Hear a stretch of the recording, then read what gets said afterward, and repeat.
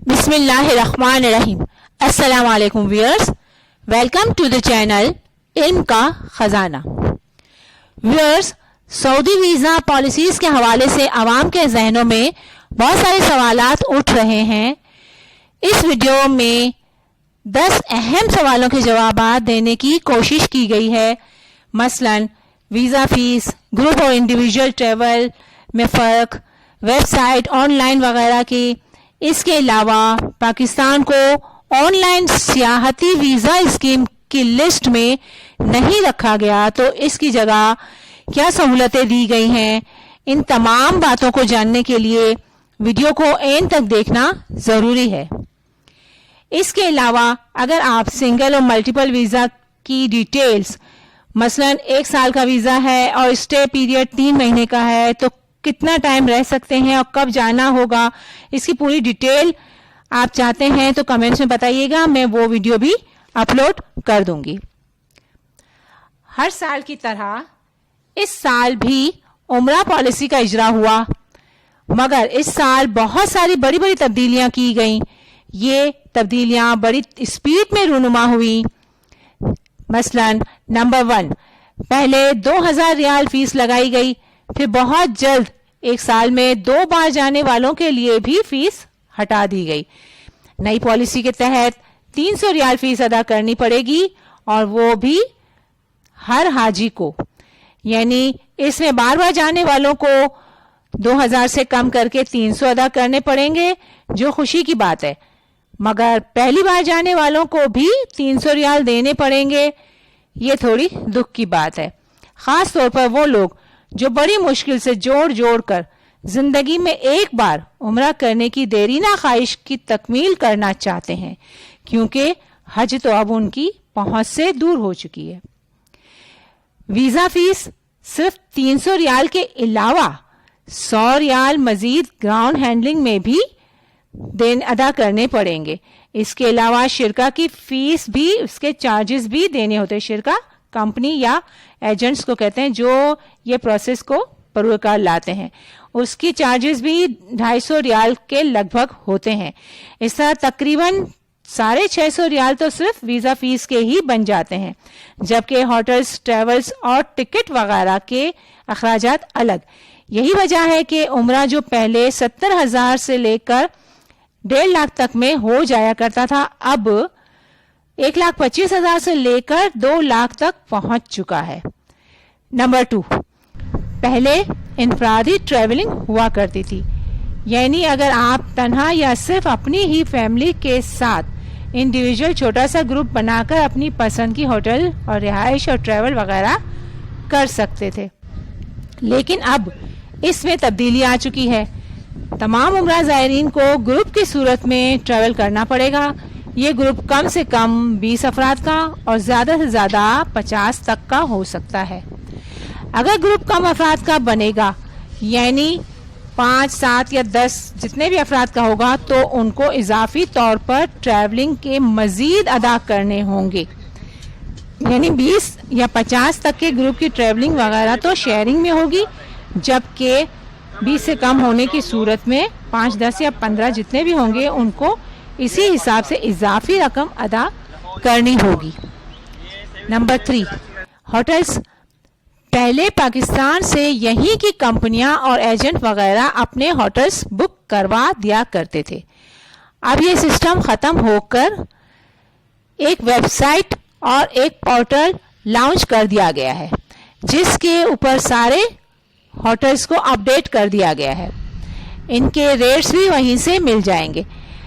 जब आप वीज़ा के लिए यहाँ से वहाँ की किसी कंपनी या वेबसाइट पर अपना डेटा एंटर करेंगे, तो आपको ट्रैवलिंग की डेट भी, यानी कंफर्म टिकट भी एंटर करनी होगी, और इसके साथ मक्का और मदीना के होटल्स भी आपको उसी दौरान चूज करना होगा कि कितने किलोमीटर के फासले पर आपको होटल दरकार है। ये ऑप्शन डाल के आपको ये अपने पसंद के होटल चूज करने होंगे, और इन होटल्स में रिहाइश का दौरानिया भी उसी वक्त सेलेक्ट करना होगा।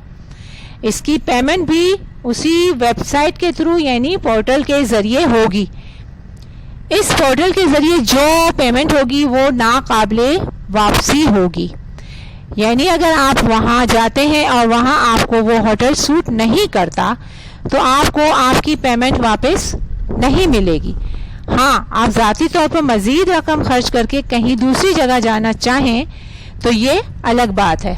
نمبر 4، جو گروپ ہوگا اس پورے گروپ کی ٹریولنگ ایک ساتھ ہوگی، یعنی پورا گروپ ایک ہی تاریخ کو پاکستان سے روانہ ہوگا۔ مکہ اور مدینہ بھی مخصوص فکس ڈیٹ کو سب کو جانا ہوگا، مدینہ سے واپس بھی سب کی ایک ساتھ ہی ہوگی، اور پھر جدہ سے پاکستان واپسی بھی ایک ساتھ ہی سب کی ہوگی۔ نمبر 5، ہوٹلز کے ریٹس بھی ویب سائٹ پر آ گئے ہیں اور ان میں بھی تقریباً 20 سے 30% کا اضافہ ہو چکا ہے۔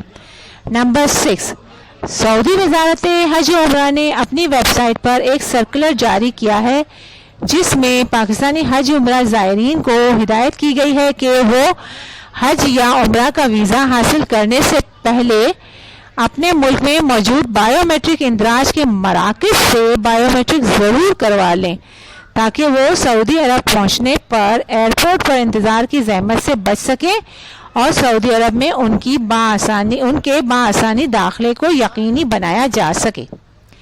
نمبر 7، یہ اطلاع بھی بڑی اہمیت کی حامل ہے کہ حال ہی میں سعودی عرب نے ویزا کے صحیح طریقہ کار پر عمل نہ کرنے کی وجہ سے ملک میں آنے والے سینکڑوں زائرین کے داخلے کو مسترد کر کے ایئرپورٹ سے ہی واپس بھیج دیا تھا۔ اس طرح کے واقعات سے بچنے کے لیے حج و عمرہ زائرین کو عمومی حج و عمرہ کمیٹیوں میں رجسٹرڈ ٹریول ایجنٹوں کے ذریعے ویزا کے صحیح زمرے کا اطلاق کرنا ہوگا۔ نمبر 8، سرکولر کے مطابق نیا متعارف کرایا جانے والا سیاحتی ای ویزا سعودی عرب کی سرزمین میں داخل ہونے کے بعد حج یا عمرہ ادا کرنے کے لیے استعمال نہیں کیا جا سکتا، بلکہ یہ سیاحوں کو صرف بادشاہت میں ہونے والے کنسرٹ اور کھیلوں کے مقابلوں میں شرکت کی اجازت دیتا ہے۔ درست ویزا اور دستاویزات کے بغیر عازمین کو جرمانے یا وطن واپسی کا سامنا کرنا پڑے گا۔ اس ویڈیو کا مین مقصد ہی یہ ہے کہ آپ ویزا پروسیس کے دوران دیکھ بھال کر آپشن کو سلیکٹ کیجئے، ورنہ پردیس میں خواری کا سامنا ہو سکتا ہے۔ نمبر 9، آن لائن سیاحتی ویزا اسکیم میں ابھی پاکستان، بھارت اور بنگلہ دیش شامل نہیں ہیں، جو کہ بہت افسوس کی بات ہے۔ تاہم سعودی عرب کے سیاحتی ویزا کے لیے انڈیا اور پاکستان کے شہری بھی درخواست دے سکتے ہیں، مگر وہ اپنا ویزا کسی ویب سائٹ پورٹل کے ذریعے نہیں بلکہ سعودی عرب کے سفارت خانوں اور قونصلٹ کے ذریعے حاصل کریں گے۔ نمبر 10، جن مسلم ممالک کے نام ان سعودی سیاحتی ویزا اسکیم کی لسٹ میں نہیں ہیں، انہیں سعودی عرب نے ایک اور سہولت دی ہے کہ پاکستانی اور ہندوستانیوں سمیت تمام عمرہ زائرین کے لیے نئی عمرہ پالیسی میں انہیں 30 روز کا عمرہ ویزا دیا جائے گا۔ اس نئی پالیسی کے تحت عمرہ کے قیام کے دوران عمرہ زائرین مکہ مکرمہ اور مدینہ منورہ میں کم از کم 15 دن گزارنے کے بعد اگر چاہیں تو بقیہ 15 دنوں میں سعودی عرب کے دیگر شہروں میں سفر کر سکتے ہیں۔ یہ بھی کبھی امکان ہے کہ حج کی طرح عمرہ میں بھی ٹریول اور رہائش کی بہترین سہولتیں دی جائیں گی۔ تاہم ان نئی پالیسیز کے اجرا کے کچھ ٹائم بعد ہی اصل حقیقت سامنے آئے گی۔ ہو سکتا ہے ان پالیسیز میں مزید چینجنگ آئیں، اس کی ویڈیو بھی آپ کو بتا دی جائے گی بنا کے۔ بہرحال hope for the best but be ready for the worst. Video دیکھنے کا بہت بہت شکریہ۔ جزاک اللہ۔